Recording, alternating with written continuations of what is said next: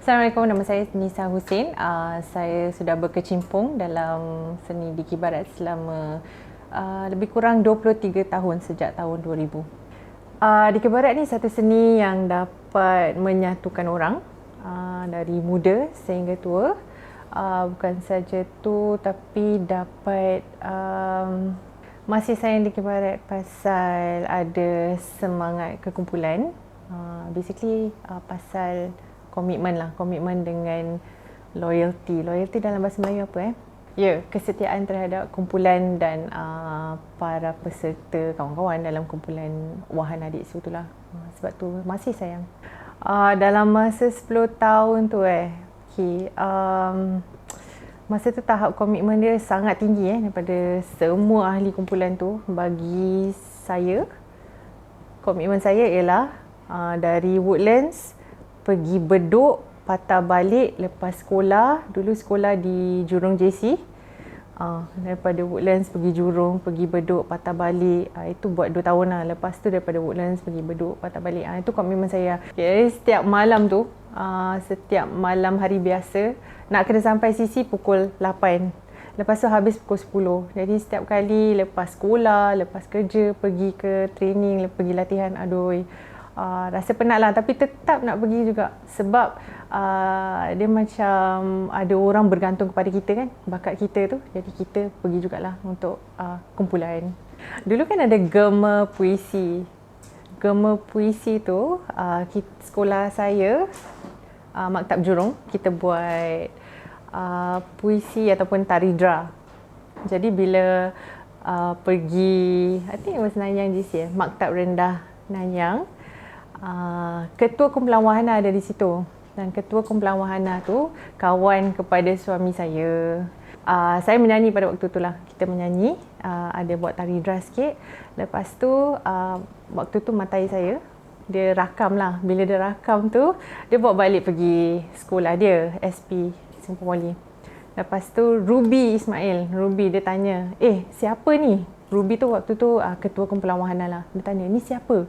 Sebab kita tengah mencari juara. Jadi bila dia dengar suara tu, dia terus suruh suami saya berikan nombor saya, suruh pergi audition. Tapi bila sampai sana bukan audition, terus jadi juara. Sampai sekarang tetap jadi juara lah. Saya tak pernah jadi awak-awak ke, jadi percussion ke, tak ada. Terus jadi juara, macam tu. Tak pernah dengar pun pasal Dikir Barat, tak pernah buat persembahan Dikir Barat pun, tiba-tiba je terus jadi juara kan. Wow, such a steep learning curve. Kira macam baru masuk tu, nombor 1 nak kena kenalkan diri kepada semua orang. Semua dah senior kan. Habis saya antara yang muda lah kat situ kan. Lepas tu dah lah pergi sana pakai uniform sekolah, bawa beg sekolah semua. Lepas tu dah kenal dengan kakak-kakak. It was a lonely journey, tapi lepas tu they make me feel welcome lah. Especially Ruby, I remember Abang Talib dengan Abang Sarip. Ni 3 yang banyak jaga kita. Dan dengan Abang Najib Soiman, dia yang jaga kita lah, kumpulan tu. Pada waktu tu kita punya training,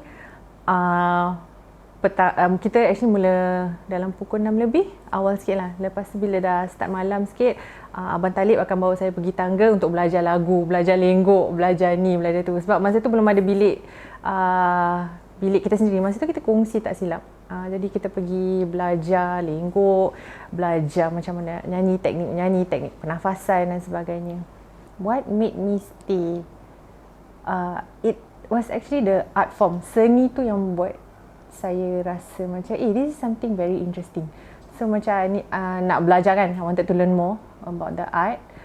And it does help that I love singing lah, suka menyanyi. Jadi bila dapat belajar secara percuma dengan orang-orang yang berbakat ni, so I took the chance and then I stayed on. And then ramai di antara ahli kumpulan pada waktu tu, that batch, jadi kawan baik sampai sekarang lah.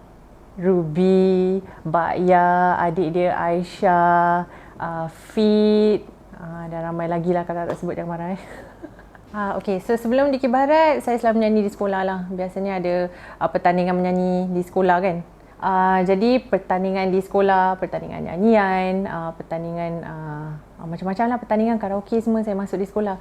Lepas tu the only other external competition that I went through was I think it was Asia Bagus Asia Bagus.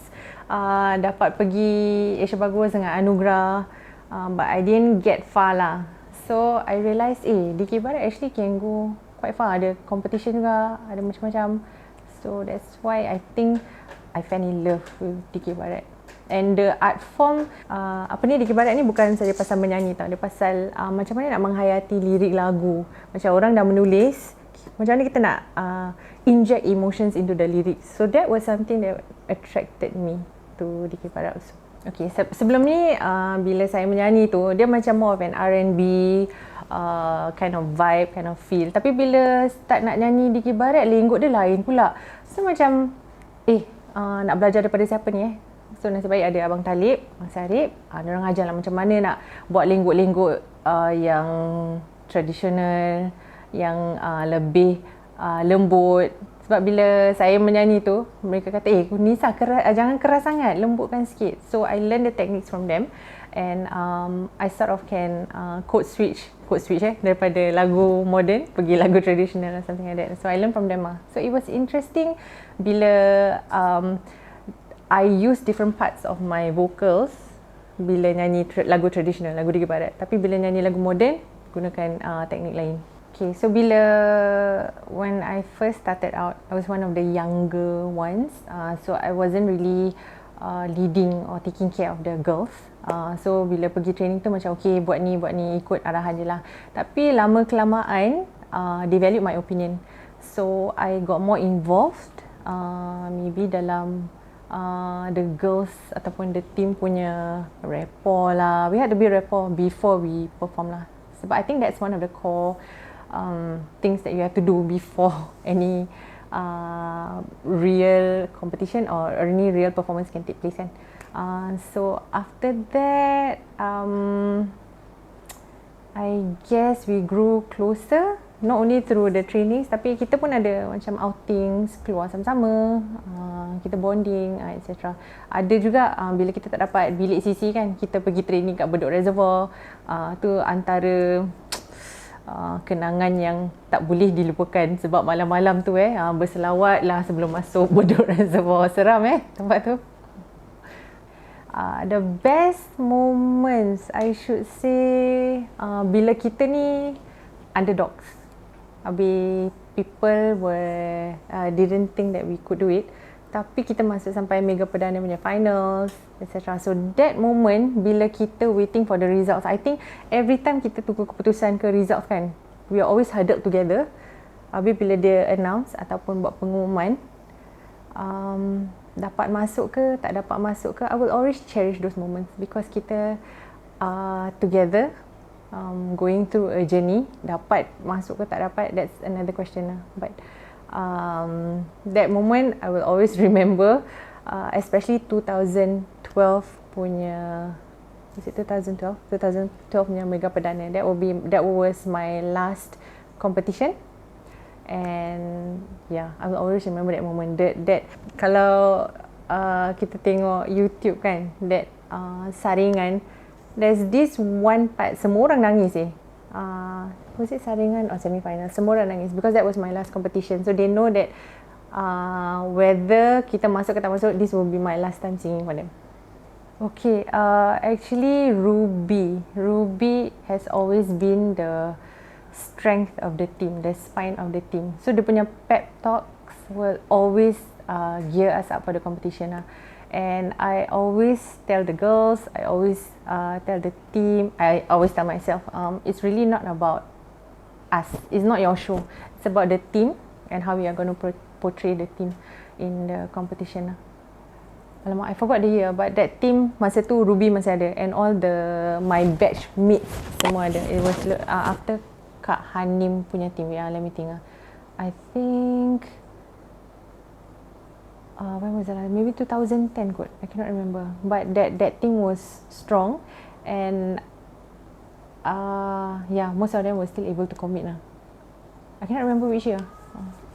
Will a women's group ever win Mega Perdana if it were to be a mix?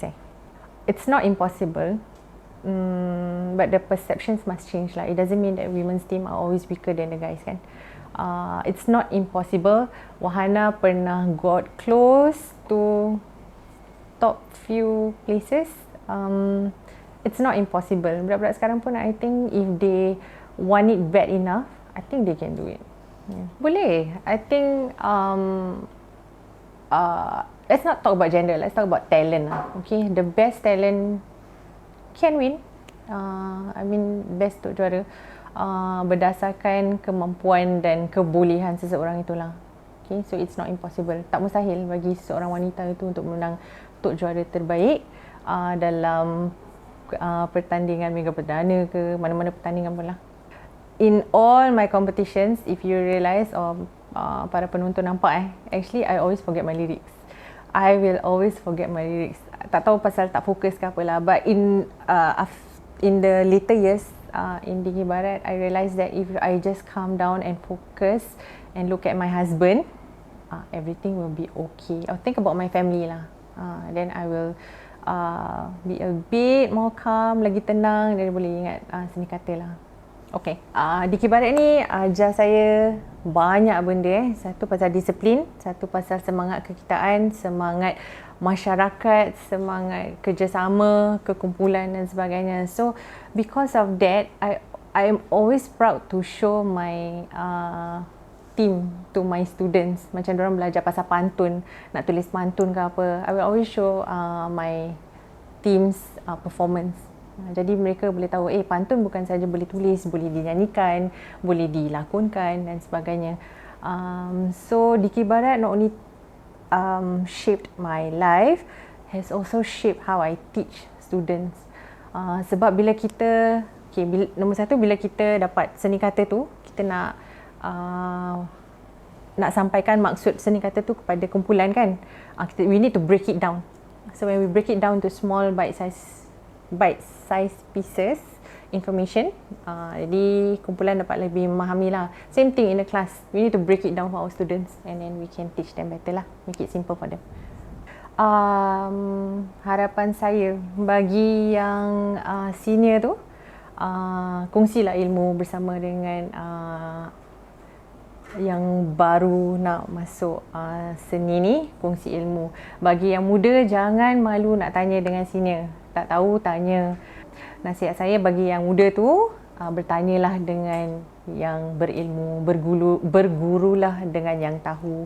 Jadi tak sesat, tak tersilap langkah dan sebagainya. So bagi saya, kalau siapa nak tanya pun silalah tanya. Kita ni tak boleh nak lukis ilmu. So just ask and then we will share lah. Kalau boleh, janganlah sampai seni Dikir Barat ni mati ataupun lenyap, hilang, lesap. Kalau kita boleh teruskan, I think it will be good lah. Sebab seni Dikir Barat ni kita nak kena berikan image yang positif. Sebab dari dulu dia tak berapa positif, kan. So I think sejak kebelakangan ni image Dikir Barat sudah menjadi lebih positif lah, and that's a good sign, and I hope and I pray that the new generation will continue on. Jadi dengan seni Dikir Barat ni kita boleh lagi mekarkan bahasa kita juga. Indahnya mentari bersinar, hembusan bayu senja menenangkan, burung-burung pun turut berkicauan, harmoninya panorama kehidupan. Kita bernafas lagi, menyambung sejengkal kehidupan dengan